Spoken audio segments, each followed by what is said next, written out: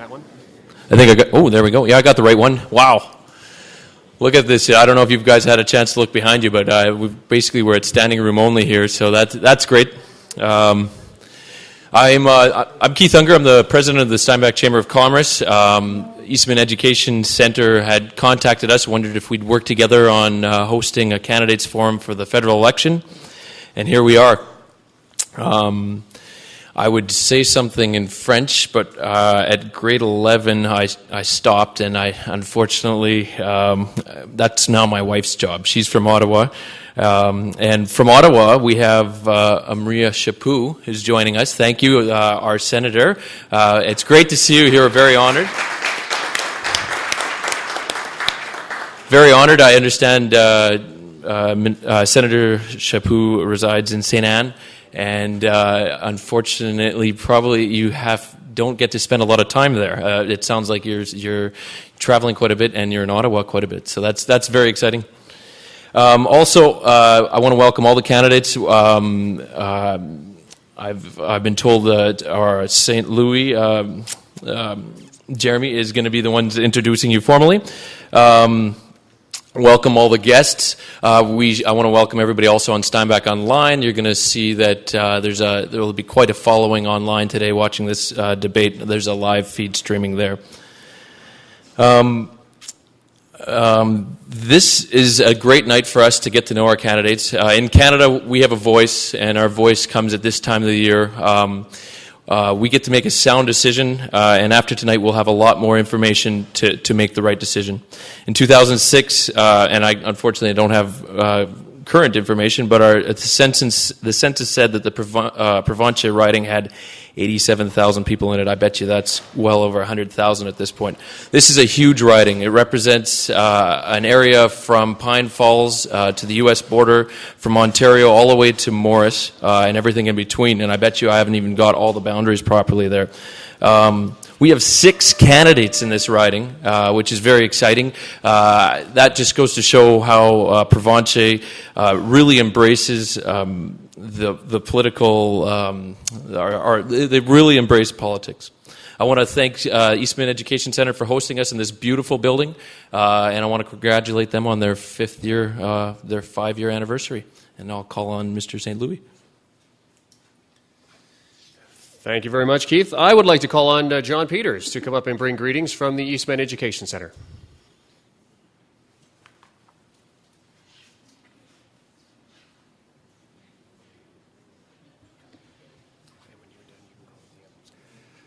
Thank you very much, and especially thank you to everyone who came this evening. When this facility was built, it was meant to be an education center. Of course, Red River College is here, University of Manitoba is here, represented through Campus Manitoba, and so is University of Winnipeg and some other colleges. But also part of the mandate was to provide an educational facility for adults and for the community in general. And I think this is a perfect example of how the general public can be educated about issues and concerns that they have in government and in their day-to-day lives. We are just really happy to be able to host this event. We have a great turnout here, probably more than we expected, but we hope that you find our facility useful and accommodating to your needs. And we, again, thank you on behalf of the board of the Eastman Education Center. Thanks for coming, and I'd like to bring forward another director from our board, Mary Jane Hebert, who will lead us in O Canada.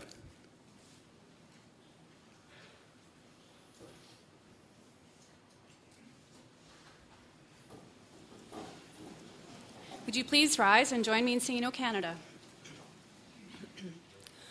O Canada, our home and native land, true patriot love, in all thy sons command. With glowing hearts we see thee rise, the true north, strong and free. From far and wide, O Canada, we stand on guard for thee. God keep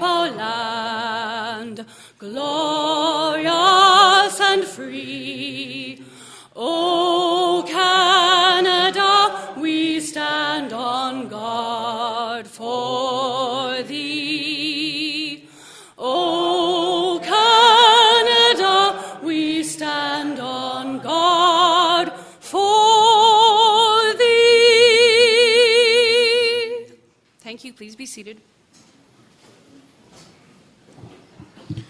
Thank you, Mary Jane. All right, as Keith mentioned, my name is Jeremy St. Louis. I'm from AM 1250 News and Mix 96, and I will be the moderator for this evening's forum. I'll just explain a little bit about the format, what we're doing tonight. Each of the candidates is going to have a chance to open up with 5 minutes of opening remarks. If they use it all, great. If they don't, that's okay. Then we're going to spend some time getting questions from you, the audience. Now, there are 2 scrutineers, I believe, that are making the way around. Scrutineers, if you are around, can you raise your hand, please? John Peters is one. I think there's another. There we go. If you have a question, you are to raise your hand, and either a scrutineer or a member of the chamber will come and get the question from you. And then they will bring that question to me. And I will ask the question to the candidates. Now, candidates, you're being given 1 to 2 minutes to answer the questions. I would just ask you as a courtesy to try and abide by that time. There is somebody that is keeping time. I don't want to have to jump in and physically restrain any of you. I would appreciate it. I'm not a big guy.